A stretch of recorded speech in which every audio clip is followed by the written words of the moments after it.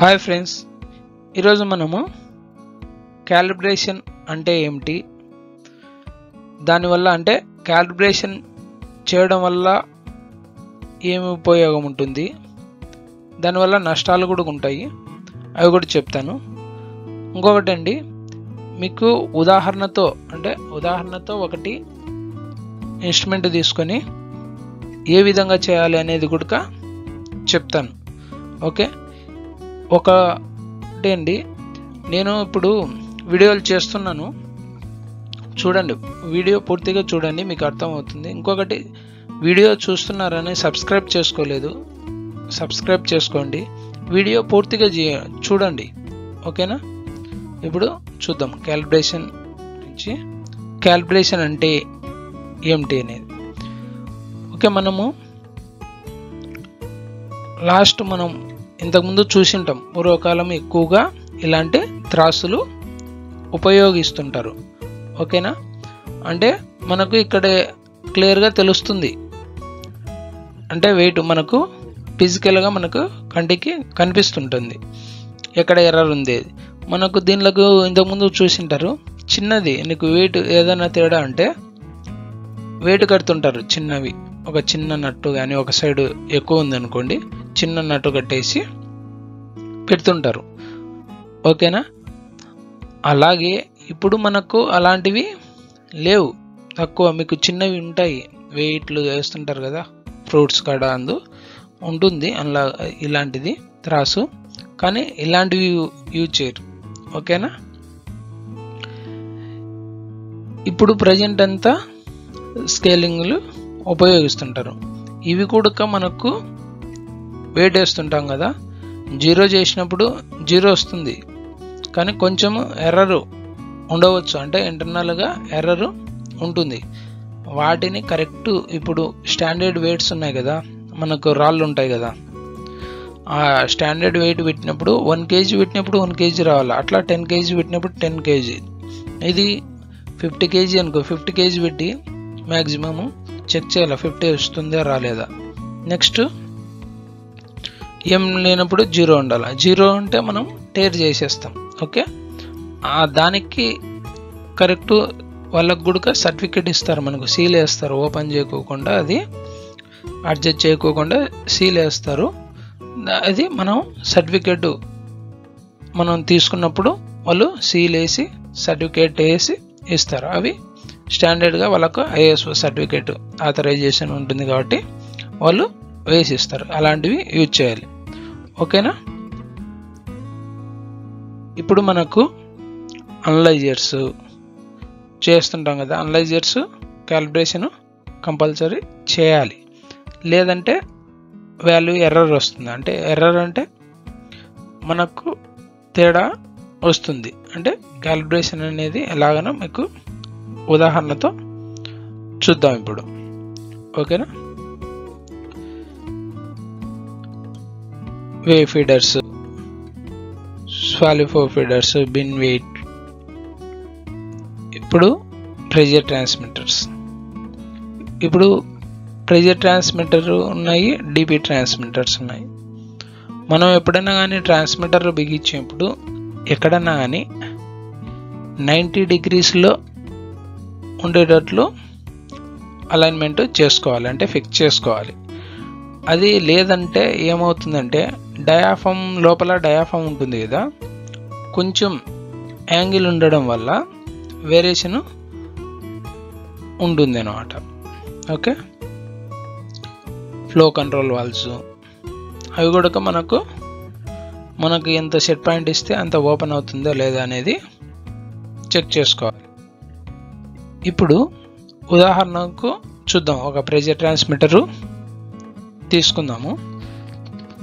Pressure ట్రాన్స్మిటర్లో ఇప్పుడు present చేద్దాం అంటే చూద్దాం. ఒకటి, ఇప్పుడు క్యాలిబ్రేటర్ ఉంది, ప్రెజర్ క్యాలిబ్రేటర్ మనకు రైట్ సైడ్ మల్టీమీటర్ లాగా ఉంది కదా, అది ప్రెజర్ క్యాలిబ్రేటర్. దానిలో మనం ప్రెజర్ బిల్డప్ చేసినప్పుడు ట్రాన్స్మిటర్లో రావాలి, కానీ ఇప్పుడు ప్రజెంట్ చూడండి, మనకు రెఫరెన్స్ కోసం మధ్యలో మాన్యువల్ గేజ్ కూడా పెట్టాం, అన్లాక్ గేజ్. ఓకే, మనకు ఇక్కడ 0 ఉంది అంటే మనకు ప్రెషర్ ఇవ్వలేదు, ప్లస్ మాన్యువల్ గేజ్లో కూడా 0 ఉంది. కానీ ప్రెషర్ ట్రాన్స్మిటర్లో 0.7 ఉంది. ఓకే, అంటే అది కొంచెం ఎర్రర్ ఉంది. ఓకే, దానిని మనము ఇప్పుడు అక్కడ 0 ఇచ్చినప్పుడు ఇక్కడ 0 వచ్చిందనుకోండి, అప్పుడు క్యాలిబ్రేషన్ కరెక్ట్ ఉన్నట్లు. ఇప్పుడు మనకు ఎర్రర్ ఉంది కాబట్టి దాన్ని 0 చేసేదాన్ని క్యాలిబ్రేషన్ అంటారు. అంటే చూద్దాం ఇప్పుడు ఎట్లా అనేది. ఓకే, నెక్స్ట్ ఇక్కడ ఎంత ఇచ్చాము, 5 బార్ అనుకో, బార్ అనుకోండి, ఇది 0 to 10 అనుకుంటే ఇది 5 బార్. ఓకే, 5 బార్ ఇస్తే ఇప్పుడు మనకి ఈడెంత వచ్చేసింది, 5 బార్ వచ్చేసింది మాన్యువల్ గేజ్లో. ఓకే, గేజ్లో 5 బార్ ఉంది, కానీ ఇక్కడ 0.7 5.7 బారు ఉంది, అంటే ఎర్రరు ఉంది. అలాగే ఇప్పుడు 10 ఇచ్చాం, గేజ్లో 10 వచ్చింది, కానీ ట్రాన్స్మిటర్లో 10.7 ఉంది, అంటే 0.7 ఎర్రర్ అనేది ఉంది. దాన్ని కరెక్షన్ చేసేదే క్యాలిబ్రేషన్. అంటే ఎలాగ చేస్తారు, ఇప్పుడు 0 స్పాన్ ఉంటుంది కదా, స్పాన్ పైన మీకు కనిపిస్తుంది కదా స్పాన్ అని, ఇక్కడ బటన్స్ ఉంటాయి మాన్యువల్గా, లేకోకుంటే హార్ట్ కమ్యూనికేటర్ కనెక్ట్ చేసి చేసుకోవచ్చు. ఓకే, ఇప్పుడు మనకు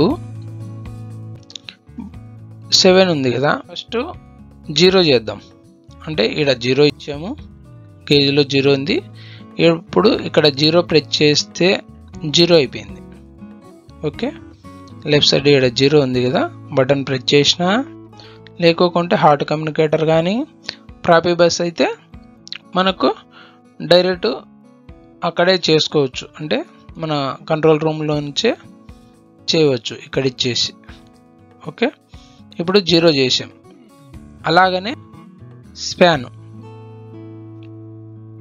స్పాన్ కూడా ఎర్రర్ ఉంటే, అంటే 10 బార్ ఇచ్చినప్పుడు 10 బార్ లేకోకుంటే, అప్పుడు 0 చేసాం కాబట్టి ఆటోమేటిక్గా 10 వస్తుంది, కానీ లేకోకుంటే ఇక్కడ స్పాన్ ప్రెస్ చేయడం వల్ల అది కూడా మనకు 10 వస్తుంది, అంటే 10 బార్ ఇచ్చినప్పుడు 10 వస్తుంది.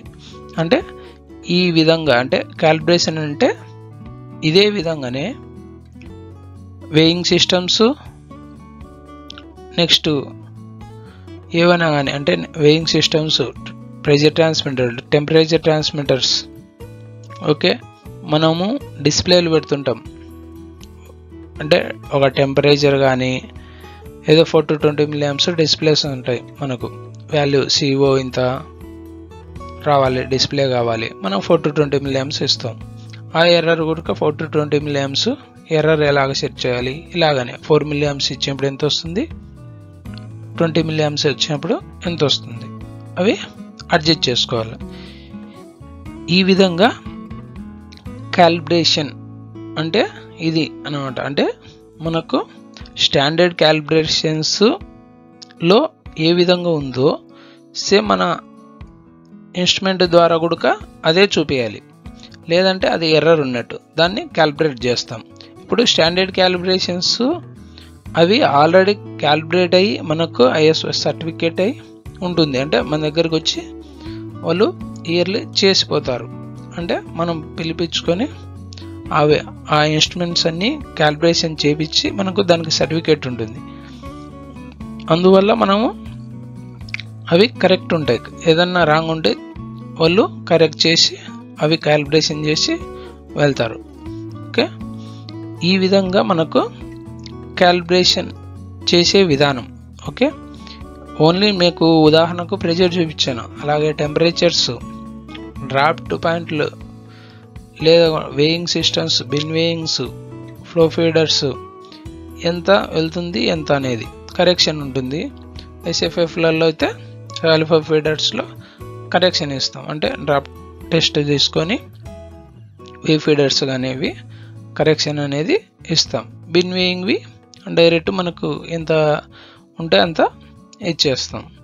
ఓకే, ఇలాగా క్యాలిబ్రేషన్ అంటే ఈ విధంగా చేయాలి, ఈ విధంగా ఉంటుంది. ఓకే, అంటే మీకు అర్థమైంది అనుకుంటా ఎలాగా క్యాలిబ్రేషన్ అంటే ఏమిటి అనేది. ఓకేనండి, థ్యాంక్ యూ అండి.